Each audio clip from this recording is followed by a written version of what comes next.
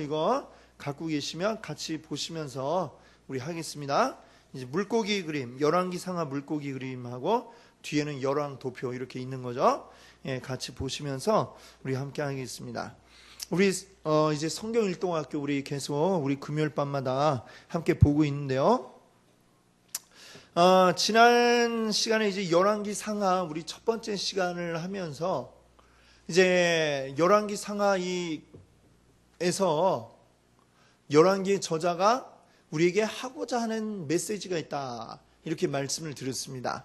우리 다양하게 여러 많은 왕들의 이름이 그냥 쭉 거론이 되고 또 남쪽의 왕, 북쪽의 왕 뭐 이름이 또 같고 막 이렇게 하니까 혼란스럽고 이게 도대체 뭔지 잘 이해가 잘 안 되기도 하고 그러는데, 여기에서 우리가 딱 이 핵심을, 이 저자가 그래도 이 많은 사람들 가운데서 여기서 전달하고자 하는 핵심 메시지, 중요한 메시지가 있음을 우리가 알게 됩니다. 그래서 우리가 이 꼬리, 머리, 몸통, 꼬리로 이렇게 물고기 모양 같잖아요. 그렇죠?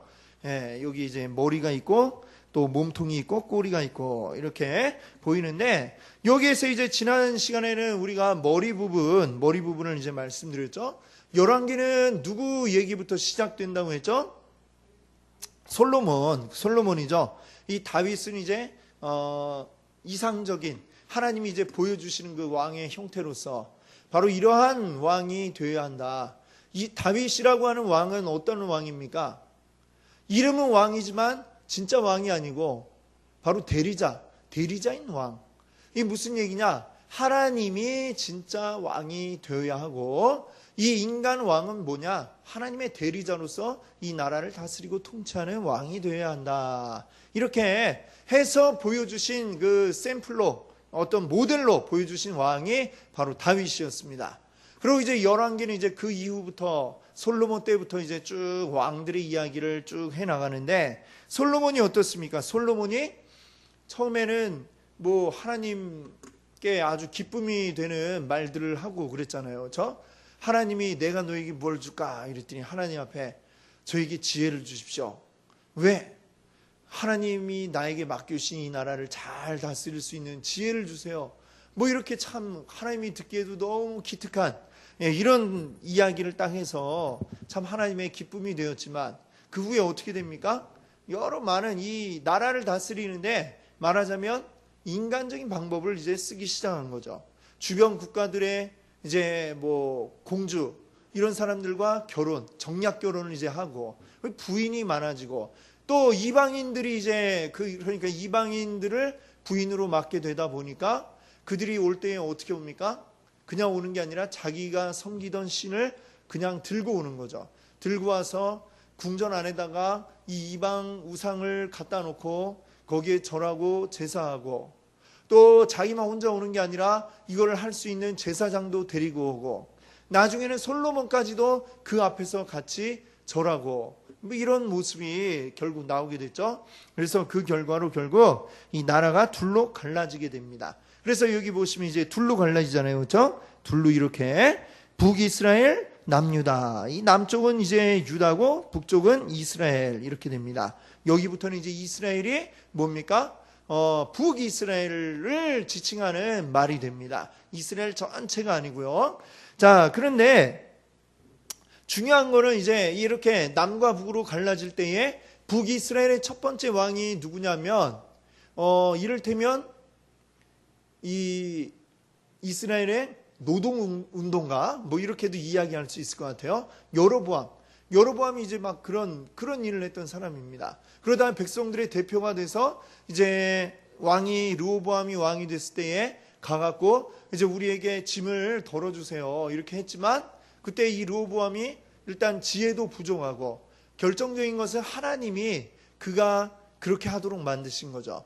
나라가 둘로 갈라지도록. 솔로몬의 범죄함 때문에, 솔로몬 당장 그때는 아니지만 르호보암 때, 솔로몬 아들인 르호보암 때에 나라가 둘로 갈라지도록 아주 지혜 없는 말을 해갖고 결국 백성들이 다 떠나가게 됩니다.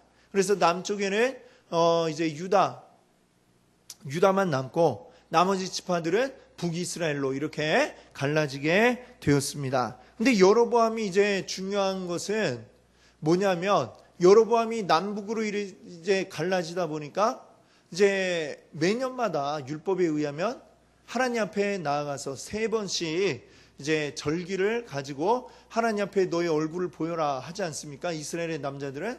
그런데 그걸 하려면 어떻게 됩니까? 남유다의 수도인 예루살렘에 가야만 하는 거예요. 북이스라엘의 모든 사람들이.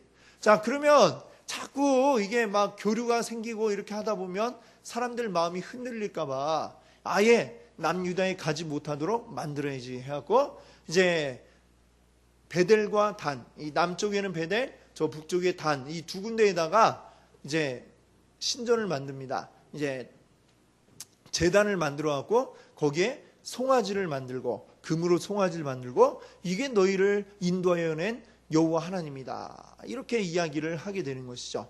이것이 두고두고 열왕기에 이제 쭉 북이스라엘 왕을 이야기할 때마다 나오는 그가 여로보암의 길로 행하였더라. 여로보암의 죄를 따라갔더라. 뭐 이렇게 이야기하는 게 바로 이 여로보암의 죄. 이걸 이제 여로보암이 보여주게 됩니다. 이 북이스라엘은 그래서 그 이후로 모든 왕들이 하나같이 다 이 여로보암의 길을 따라갔다. 여로보암의 길을 따라간 게 뭡니까? 겉으로 이름은 하나님이라고 이름을 하는데 실제 하나님을 섬기는 게 아니라 다 자기 마음대로 바꿔버린 거죠. 비스무리하게 하는 거, 비스무리한 거. 하나님을 섬긴다 이름하면서 하나님이 아닌 우상을 만들어 놓고 섬기고, 제사장이 그 일을 하게 해야 되는데 제사장이 아니라 아무 지파에서나, 레위 지파가 아니라 아무 지파에서나 제사장을 뽑고, 자기 말 잘 듣는 사람 제사장 뽑아주고, 뭐 이렇게 비스무리하게 하지만 완전히 다른, 이렇게 된 게 바로 여로보암의 죄다라고 하는 것이죠. 여로보암의 죄가 점점 커져서 나중에 이스라엘에 뭐가 되는 겁니까? 이 북이스라엘이 완전히 이제는 비슷하게 섬기는 게 아니라 아예 우상을 갖다 놓고 섬기는 이런 지경이 되어버리고 말았습니다. 자, 그래서 여기까지가 이제 머리 부분을 우리가 이제 지난 시간에 이제 보았고, 오늘 이제 몸통 부분인데, 이 몸통 부분은 열왕기상 16장에서부터 이제 시작을 해서 열왕기하 15장까지가 이제 몸통 부분에 해당이 되게 됩니다. 그런데 보시면 이 표에 보시면은 굵은 선으로 이렇게 나가는 부분이 있잖아요. 그렇죠? 굵은 선. 자, 처음에 솔로몬으로 해서 여로보암, 그리고 쭉 위쪽으로 이렇게 굵게 가죠. 그렇죠? 이 굵은 선으로 되어 있다는 얘기는 뭐냐면 주로 이쪽 얘기가 다뤄졌다. 열왕기에서. 그걸 이제 의미하는 겁니다. 그러니까 지금 남유다와 북이스라엘의 왕들의 이름을 교차해 가면서 그들이 한 일을 알려주지만 주로 이 몸통 부분에서도 어디 이야기를 다루고 있어요? 북이스라엘의 이야기를 주로 다루고 있더라라고 하는 것입니다. 그리고 나중에 이제 북이스라엘이 멸망하고 나면 그 다음에 더 이상 이제 북이스라엘이 없으니까 그 다음부터는 이제 그 꼬리 부분에 보시면 요 밑에 가서 이제 굵은 선으로 되어 있죠. 그래서 그때부터 이제 남유다. 그때의 왕이 누구냐면, 남유다의 왕이 누구냐면요, 열왕기하 17장, 18장이 되겠죠. 17장에서 북이스라엘이 망하고 18장부터 히스기야 이야기가 이제 나오면서 유다의 이야기를 쭉, 유다가 망할 때까지 이야기를 다루고 있게 되어집니다. 그래서 오늘 이 몸통 부분인데, 몸통 부분에 주로 다루고 있는 사람들은 누구냐면 바로 오므리 왕조와 예후 왕조라고 이렇게 이야기할 수가 있습니다. 왕조라고 그랬어요. 왕조라는 건 뭡니까? 어떤 한 가문을 타고 쭉 왕이 나오면 그게 그 집이 이제 왕조가 되는 거잖아요. 그렇죠? 조선은 이제 이씨의 나라였고, 그리고 고려는 또 무슨 왕조입니까? 왕씨 그 왕조가 쭉 이어져 왔지 않습니까? 그렇죠? 이제 그런데 북이스라엘이라는 나라 이름은 쭉 유지를 하지만 어떤 거예요? 왕의 가문이 몇 번 바뀌게 됩니다. 여러 차례 바뀌죠. 우리 뒤에 한번 그 열왕도표 돼 있는 거 한번 보시면은 요 왼쪽이 이제 북이스라엘이 있지 않습니까? 맨 처음에 여로보암 1세, 여로보암이 이제 북이스라엘의 왕이 되었고, 그 아들 나답, 바사, 바하사죠. 예, 성경에 바하사라고 나오는데 바하사, 엘라 여기까지가 이 처음에 여로보암 왕조가 여기까지입니다. 그런 다음에 반란이 일어나요. 반란이 일어나서 시므리와 디브니라는 사람들이 이제 나타나게 됩니다. 근데 이들은 금방 일주일 만에 진압이 되고 그걸 진압한 사람이 누구냐? 그 북이스라엘의 장군인 오므리인데 이 오므리가 그걸 진압을 하고 자기가 이제 왕이 되어집니다. 그래서 시므리는 7일 꼴랑 일주일 왕이 되고 많은 사람 오므리부터 이제 오므리 왕조가 시작이 되는 거예요. 그 다음에 이제 오므리 그 아들인 아합 그리고 그 아들 아하시아 또 요람 이렇게 요람까지가 또 이제 오므리 왕조가 되겠습니다. 그러니까 오므리 왕조 이 요람 또는 여호람이라고도 하는데 여기에서 끝나죠. 끝나고 누가 왕이 되느냐? 예후가 왕이 되고 예후의 또 자손들이 쭉 왕을 하다가 예후 왕조는 어디서 끝나냐면은 스가랴까지가 이제 예후 왕조가 되겠습니다. 그래서 스가랴 왕이 이제 열왕기하 15장까지가 이제 그렇게 되는 거죠. 그 다음에 이제 또 반란이 일어나서 말하자면 이 예후 왕조가 끝난 이후부터는 나라가 완전 엉망진창이 됩니다. 왕들이 그냥 제 수명대로 살지를 못하고 계속 반란이 일어나서 죽고 그래서 스가랴를 이제 죽이고 살룸이 왕이 됐잖아요. 살룸이 왕이 되었는데 또 반란이 일어나고 또 무나햄이 왕이 됩니다. 무나햄은 그래도 이제 자기 아들까지 왕이 되었어요. 부가히야가 무나햄의 아들인데 부가히야 때 또 반란이 일어나서 베가가 왕이 되고 그 또 반란이 일어나서 호세아가 왕이 되고 그 호세아가 이 북이스라엘의 마지막 왕입니다. 그래서 이 호세아 때는 이제 완전히 이제 나라가 망하게 되는 그 이야기가 이제 열왕기하 17장까지 이제 나오게 되고 여기는 이제 이제 스가랴 이후부터는 꼬리 부분이 되는 거죠. 꼬리 부분에 이제 해당이 되게 되어집니다. 자, 근데 이 몸통 부분이 어때요? 분량이 굉장히 많죠. 우리 열왕기상이 몇 장까지 있을까요? 몇 장까지 있는지 한번 볼까요? 22장까지 있습니다. 22장. 그러니까 열왕기상 16장부터 하게 되면 여기에 6장 그리고 열왕기하 15장까지면은 21장에 걸쳐서 지금 이 몸통 부분이 나오고 있는데 거기에 오므리 왕조 가운데서도 사실 이 아합이 제일 중심입니다. 아합의 얘기가 굉장히 많이 나와요. 굉장히 많이 나오는데 이 아합이 누구인가? 이 몸통에서 이제 제일 중요한 사람들인데 이 아합 왕이 참 중요한 이제 역할을 하게 됩니다. 이 아합은 누구냐? 그 아버지가 누구라고 그랬죠? 오므리 왕조를 열은 오므리예요. 근데 이 오므리가 이제 막 이렇게 정치를 하면서 자, 이 나라의 힘을 이제 넓히려고 하다 보니까 자, 여기 보시면 이제 지도가 있잖아요. 그 구약 시대에 이제 팔레스타인 지도인데 여기가 이제 유다, 이스라엘 뭐 이렇게 한다면은 여기 좀 이 해안가로 쭉 올라와서 보시면은 여기에 두로라고 하는 데가 있고 여기에 시돈이라고 하는 데가 있습니다. 네. 여기 동그라미 친데 이곳에는 어디냐? 이 바닷가에 일단 있잖아요. 이 도시국가입니다. 도시국가인데 해상 무역을 굉장히 이제 활발하게 하던 그런 곳입니다.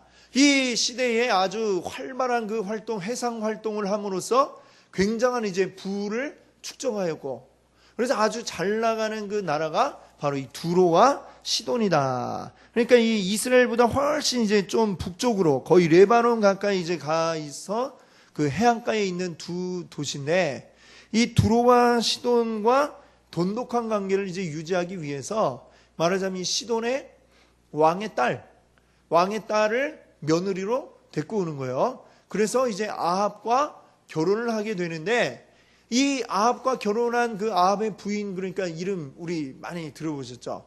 이세벨이라고. 이세벨이 바로 그 부인입니다. 자, 근데 이 이세벨이 이 이스라엘로 올 때에 이세벨은 어떤 여자였느냐?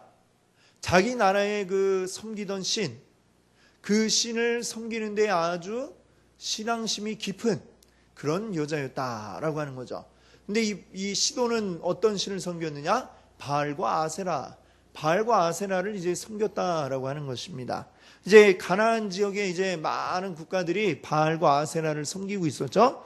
이스라엘로 올 때에 너무나도 이 신앙심이 깊어갖고 자기 혼자만 열심히 믿는 걸로 만족을 하지 못하는 이런 사람이었어요. 그래서 이 바알 아세라를 널리 퍼뜨려야 되겠다. 열심히 전도해야 되겠다. 이 생각이 아주 강한, 아주 열성적인 그 바알 신자였다. 이렇게 얘기할 수 있겠습니다. 그래서 이 이세벨이 올 때에 자기 혼자만 온 게 아니라 자기 나라의 제사장들을 다 데리고 온 겁니다. 바알 선지자, 아세라 선지자, 이들을 다 데리고 왔어요. 데리고 왔고 나라에서 이 사람들의 월급을 주고 이 사람들이 활동하도록 이렇게 만든 겁니다. 무슨 말인지 아시겠죠? 국가 아예 정책적으로, 그러니까 바알, 아세라 이 제사장들을 데리고 와서 그들을 월급 주면서 그들이 그 나라 안에서 이걸 퍼뜨리는 포교 활동을 하도록 아예 나라 안에서 이게 정책적으로 이렇게 되어버린 것이죠. 그러니까 이게 어떻게 된 겁니까? 처음에 여로보암 때는 그저 하나님 믿는 거, 그래도 이름이라도 하나님이라고 이름을 하면서 좀 곁길로 갔지만, 이제는 아예 아합 때에 와서는 그 정도라도 하나님 이렇게 언급조차도 하지 않고 아예 딴 길로 바알을 섬기고 아세라를 섬기는 길로 이제는 이 이스라엘이 완전히 넘어가게 되어 버렸다라고 하는 것이 오늘 이 성경이 우리에게 전해주고 있는 이야기가 되겠습니다. 여러분들, 우리 그 창세기 다룰 때에 노아 홍수 이야기할 때에도 어땠습니까? 하나님이 이 노아 때에 물로 심판을 하신 이유가 뭐라고 그랬죠? 세상이 악해서? 그게 아닙니다. 세상이 악해서 그런 게 아니라 세상은 원래 악하게 되어 있는데 이 하나님의 아들들이 창세기 6장에 보면 어떻게 했다고 그러죠? 세상의 딸들과 결혼을 했다. 이렇게 이야기를 하지 않습니까? 그리고 그 사이에서 나온 자들이 네피림, 아주 장대한 자들이라고 해갖고 그 시대를 아주 주름잡는, 이거는 하나님의 아들들의 자녀들이 어떻게 됐냐면 세상 가운데 빠지다 못해 세상을 아예 주름잡고 있는 이런 자들이 되어버렸을 때에 하나님이 완전히 이제 심판해야 되겠구나, 이렇게 생각을 하셨던 거 아니겠습니까? 중요한 거는 하나님의 자녀들, 하나님이 택한 자들이 어떻게 지내느냐, 어떻게 하나님을 섬기느냐, 이게 중요하다라고 하는 것이죠. 자, 북이스라엘, 남과 북으로 갈라졌어도 이 이스라엘 역시 이스라엘의 11개 지파가 거기에 속해 있는 하나님이 택한 백성들인데, 이들이 아예 하나님 이름조차도 잊어버리고 아예 바알과 아세라를 섬기는 길로만 완전히 빠져버리고 거기에 헤어나지를 못하니까 하나님의 마음이 어떠했겠습니까? 자, 근데 이때에 정말 하나님께서 쓰신 자가 있는데 그가 누굽니까? 바로 이 엘리야죠. 엘리야. 하나님의 선지자 엘리야를 하나님이 그때에 이제 들어서 사용을 하신 것입니다. 이때에 얼마나 이 하나님 섬기던 자들에 대한 핍박이 심했는 거 아니? 이 엘리야가 나가서 하나님 말씀을 증거하면 아합 왕이 열받아서 야, 죽여라 이러면 또 도망가고 이런 일이 몇 번이나 있었지 않습니까? 그때 이 엘리야가 막 하나님 앞에 너무나도 힘이 드니까 막 불평도 하고 불만도 털어놓고 나 차라리 날 죽여주세요 막 이러면서 막 배째라식으로 이 엘리야가 했던 적도 있었습니다. 그렇죠? 우리가 잘 아는 그 무슨 나무죠? 로뎀 나무. 흔히 이렇게 무슨 교회에서 이제 찻집이나 이런 거 할 때 로뎀나무 이렇게 딱 이렇게 하잖아요.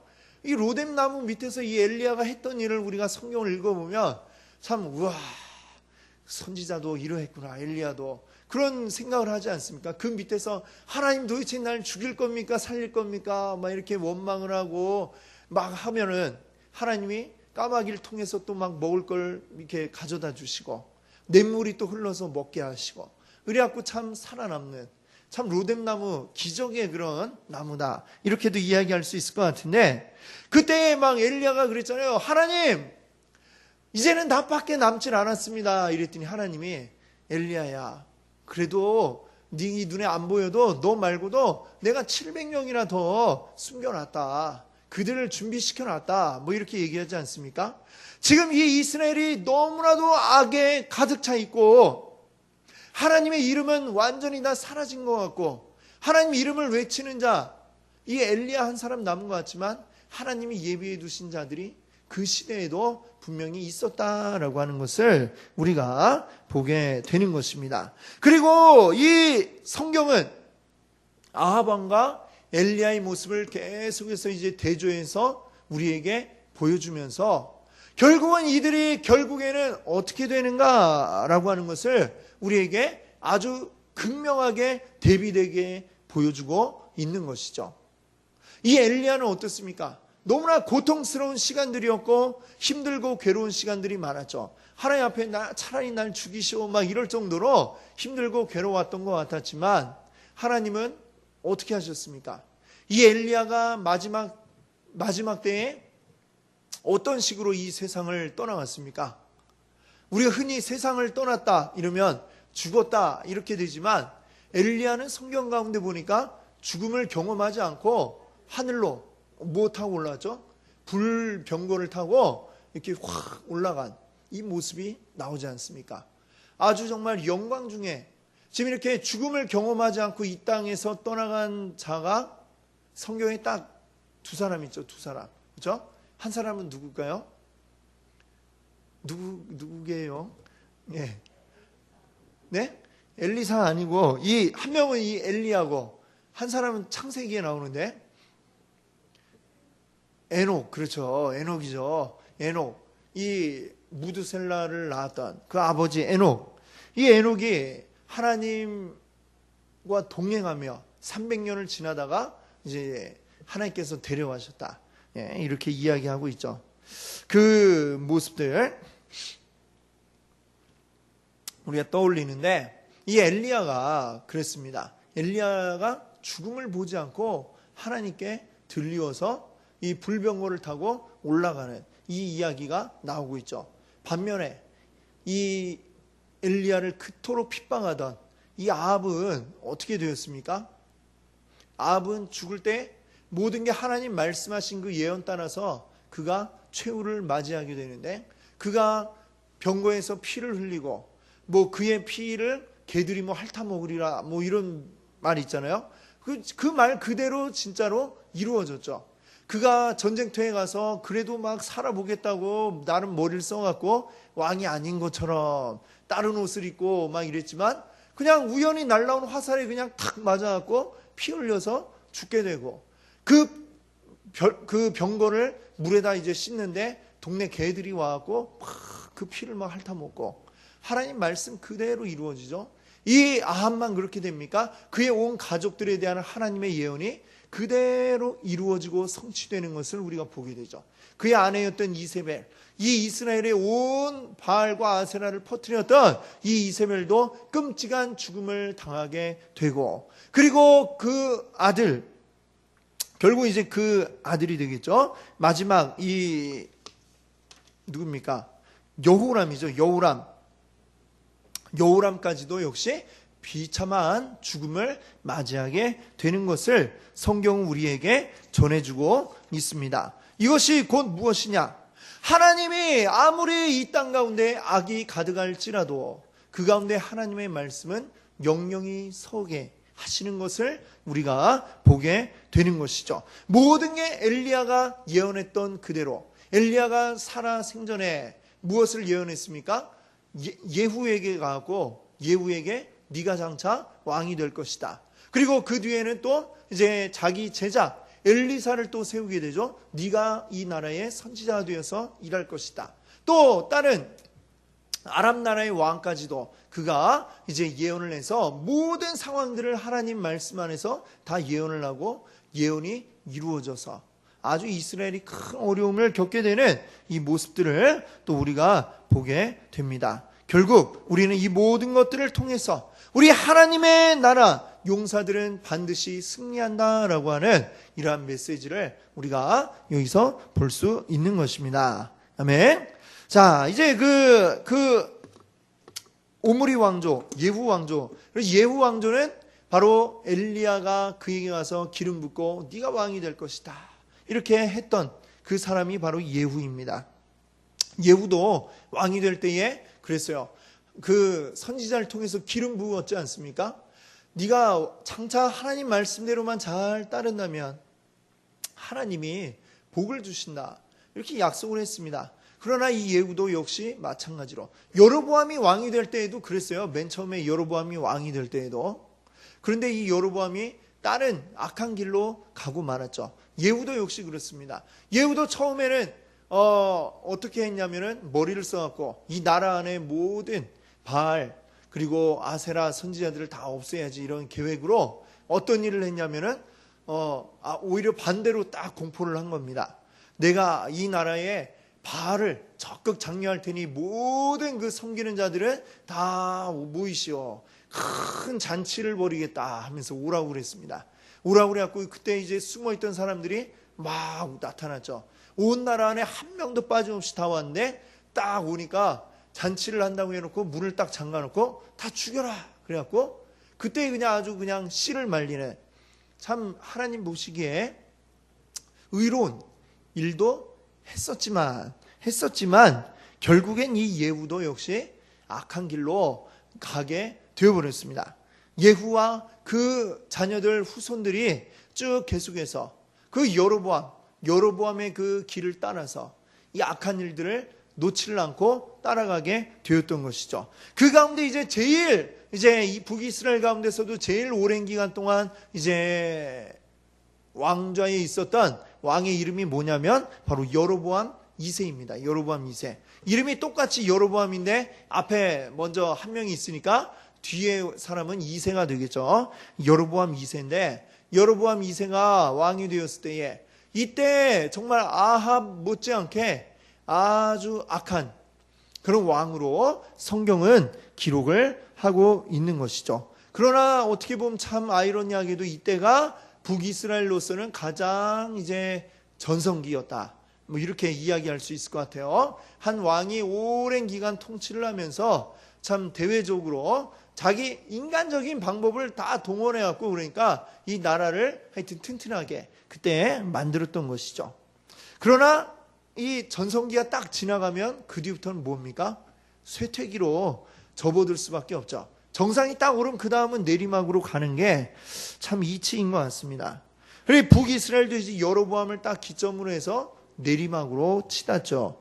그리고 여로보암 2세 이후에 그의 아들 누굽니까? 스가랴가 이제 왕이 됐을 때 다시 이제 반역이 일어나고 왕들이 그때부터는 계속해서 바뀌고 뭐 2세대를 가지 못하고 계속 바뀌죠. 그러다가 결국에는 멸망의 길로 이렇게 가게 되는 것을 우리가 보게 됩니다.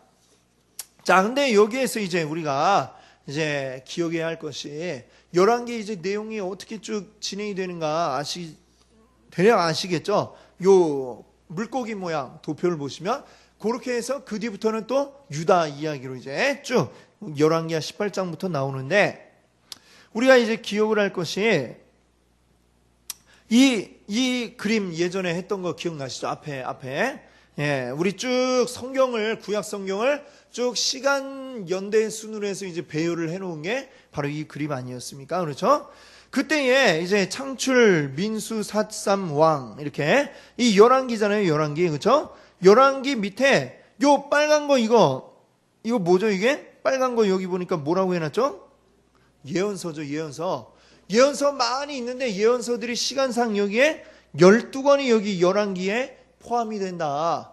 12권으로 그냥 퉁쳐갖고 여기에 갖다 집어 넣어놨고, 나머지는 그 예언서들이 어떻게 됩니까? 역대기 가서는 다니엘, 에스겔이 여기에 이제 포함이 되고, 이거는 에스라 때의 학계 스가랴, 그 다음에 느헤미야 지나고 나서 말라기, 이렇게 예언서들이 시간 순서대로 이제 배치가 되어지는데, 이 열왕기에 포함이 되는 이 12권이 그럼 과연 뭐냐?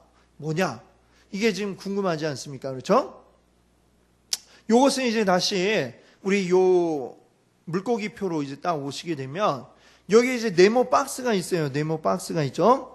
여기 보시면 요엘, 오바댜 이런 자들이 있습니다. 그렇죠?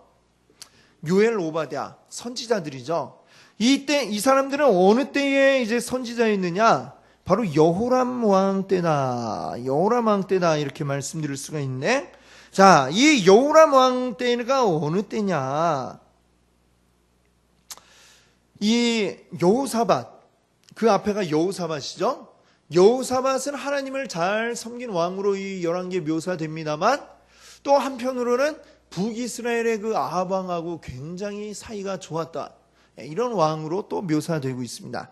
그래서 이 아합 왕의 딸을 자기 며느리로 또 역시 삼았어요. 그래서 이 자기 아들인 여호람하고 결혼을 시켰는데, 그때 이 왔던 며느리, 이 북이스라엘 아합의 딸이 누구냐? 이세벨이 아니고 아달랴죠. 아달랴가 이때 왔습니다. 이세벨은 이제 북이스라엘의 시집 온 시돈 여자고, 이 아달랴, 아합의 딸이에요. 아합의 딸. 근데 여기 우리 뒤에 열왕기 표를 보시면은, 여기 보세요. 르호보암, 아비야, 아사, 여호사밧 좀 전에 말씀드렸죠? 여호사밧이 아합의 딸을 며느리 삼아서 여호람과 결혼을 시키고, 그 밑에 여호람 밑에 아하시아가 있잖아요. 그렇죠? 자, 근데 이 여호람이 죽고 아하시아가 왕이 됐는데, 아하시아가 그만 보세요. 비슷한 때죠. 예후, 그 북이스라엘의 요람 왕, 아하시아, 이제 비슷할 때에 같은 해를 보세요. 연대 843년, 여호람도 843년까지죠. 이들이 이제 죽게 되는 것은 북이스라엘의 예후 때에 죽게 되는 겁니다. 예후가 북이스라엘 왕 여호람도 죽이고 남유다의 왕인 아하시아도 죽여버렸어요. 근데 그 자기 아들이 죽는 걸 딱 보더니 아달랴가 내가 왕이 돼야 되겠다, 이렇게 생각을 하고 이제 남유다에서 아달랴가 왕 노릇을 하게 됩니다. 그래서 이 유다 왕 쭉 나오는 가운데 유일하게 다윗의 혈통이 아닌 사람이 바로 이 아달랴는 아합의 딸이죠. 그래서 여기 가로 열고 다윗 계열이 아님 이렇게 써있네. 아달랴가 이제 통치하는 기간이 그래서 한 몇 년 이제 있게 되는 것이죠. 6년인가? 뭐 그쯤 됩니다. 자, 이 기간 동안 이 아달랴가 지금 이 유다로 시집 오게 된 요 무렵에 활동했던 선지자, 남유다의 선지자가 바로 요엘, 오바댜, 이 두 사람이다. 예, 이거를 여러분들 기억해 주시면 되겠습니다. 우리 소선지서에 나오는 사람이죠. 요엘과 오바댜, 이 두 사람은 유다의 선지자들이고, 그 아달랴가 시집 올 때 그 무렵 사람이었구나, 이렇게 생각하시면 되고요. 그 다음에 여기 보시면은 그 몸통 부분에 또 다른 선지자 세 사람이 여기 더 나오고 있습니다. 그렇죠? 누가 있습니까? 호세아, 아모스, 요나, 이렇게 나오죠. 호세아, 아모스, 요나, 이 사람들은 이제 보니까 북이스라엘에서 활동했던 선지자들이에요. 그렇죠? 그런데 호세아와 아모스 요 두 사람은 이제 좀 더 이제 비슷한 역할을 했습니다. 요때 지금 왕이 누구로 나와 있죠? 여로보암 2세 때 아까 어떻다고 했습니까? 북이스라엘 최장 통치 기간이면서, 그리고 또 아주 전성기 때라고 그랬죠? 나라에 힘이 있는 때고, 아주 좀 경제적으로도 여유로운 그러한 때입니다. 경제적으로 여유롭다 보니까 그때의 이 북이스라엘의 어떤 귀족들의 사치, 그리고 이 사람들이 하는 향락, 이런 게 아주 끝까지 그냥 막 치달아가는 이런 때였던 것이죠. 그래서 호세아서, 아모스서에 보면 그 북이스라엘의 귀족들이 하는 뭐 이렇게 좀 안 좋게 표현한다면 짓거리, 이런 거에 대해서 아주 비판하는 뭐 그 모습들이 세세하게, 아주 자세하게 묘사되어 있는 것을 우리가 보게 됩니다. 그래서 호세아와 아모스는 그 북이스라엘의 여로보암 2세 때 그때 활동했던 선지자라고 한다면, 요나는 이제 시기적으로는 요 비슷한 시기인데 그 활동했던 대상이 전혀 다르죠. 내국인, 그 북이스라엘 사람들을 대상으로 활동한 것이 아니라 누구를 대상으로 이 사람 활동했습니까? 그때 제일 강대국이었던 아수르의 수도인 니느웨로 가서 니느웨 사람들한테 하나님 말씀을 선포했던 사람이 바로 이 요나인 것입니다. 요나. 자, 이게 이제 요나, 하나님은 왜 느닷없이 갑자기 왜 아수르에 가고 이 복음을 전하라고 하셨는가? 왜 그러셨을까요? 사실은 하나님의 뜻이 이스라엘에만 머물러 있지가 않았지 않습니까? 그렇죠? 하나님 본래 뜻이 뭡니까? 하나님이 이스라엘을 택하신 것은 제사장 나라 삼기 위해서라고 말씀을 드렸죠. 하나님의 본 뜻은 모든 열방입니다. 열방. 모든 열방이 다 하나님께 돌아오는 것, 이것이 하나님의 뜻이고, 그 뜻을 이루기 위해서 먼저 이스라엘을 제사장 나라 삼으셨던 것입니다. 이스라엘 12지파 가운데 레위 지파를 제사장 지파 삼아서 하나님 섬기는 법을 알게 하고 그들에게 가르치고 보여주고 해서 다른 모든 이스라엘 사람들이 이제 하나님을 섬기게 하는 것처럼, 이스라엘은 제사장 나라가 되어서 모든 열방들 가운데 하나님 이렇게 섬기는 거야, 이걸 알려주고 보여주고 하나님 섬기는 그 복받는 모습도 보여주고 이렇게 하려고 하셨는데, 결과적으로 이 이스라엘이 그 역할을 제대로 감당하지 못하고 있잖아요. 못하고 있지만 하나님의 뜻은 여전히 나는 이 모든 열방을 향해 있다라는 걸 이제 하나님이 보여주시는 거죠. 그래서 요나한테 가라, 니느웨로 가라. 이 요나는 그걸 이해를 못하니까 도대체 왜 이러십니까 하나님, 저놈들 그냥 빨리 다 죽어버리면 좋겠는데 뭘 가갖고 저놈들 회개하라고 이야기를 합니까? 빨리 벌 주세요. 이게 요나의 생각이지만 하나님은 아니다. 그 요나서 맨 마지막에 뭐라고 합니까? 이 니느웨에는 좌우를 분변치 못하는 자가 뭐 60만 명이요, 뭐 이렇게 이야기하면서 네가 그 박나물 넝쿨 하나 자랐다가 없어지는 것도 그렇게 안타까워하면서 이 니느웨에는 내가 아끼는 이 살아있는 생명들이 이렇게 많은데 어찌 내가 아끼지 않을 수가 있겠니? 하나님 마음이 이 모든 이스라엘만 사랑하시는 게 아니라 모든 열방을 다 사랑하신다라고 하는 것을 바로 요나를 통해서 하나님이 알려주고 계신 것을 우리가 요나서를 통해서 또 볼 수가 있는 것입니다. 자, 그 이야기들을 이제 오늘 여기까지 이제 말씀을 드려야 될 것 같아요. 그래서 이 하나님의 뜻은 모든 열방을 향해 계시고 모든 열방이 주께 돌아오는 것을 우리 주님이 원하고 계십니다. 그것을 또한 이루기 위해서 하나님 우리를 부르셨다는 것이죠. 그래서 베드로 사도가 뭐라고 이야기합니까? 너희는 택하신 족속이요 왕같은 제사장들이요, 이렇게 우리에게 이야기하지 않습니까? 이제는 그 구약시대에 하나님이 이스라엘을 제사장 나라로 세우셨다면 이제는 우리들을 제사장으로 삼으셔서 하나님 믿는 법을 알리게 하시고 또 하나님 섬기는 걸 보여주게 하시고 하나님 믿도록 우리 온 이웃들을 주께 돌아오게 해야 될 책임을 우리에게 안겨주신 줄 믿습니다. 그것을 우리가 늘 기억하면서 우리 하나님의 뜻을 우리 따르고 그것을 우리가 섬기는 우리 여러분들 되시기를 바랍니다. 함께 같이 기도합니다. 할렐루야.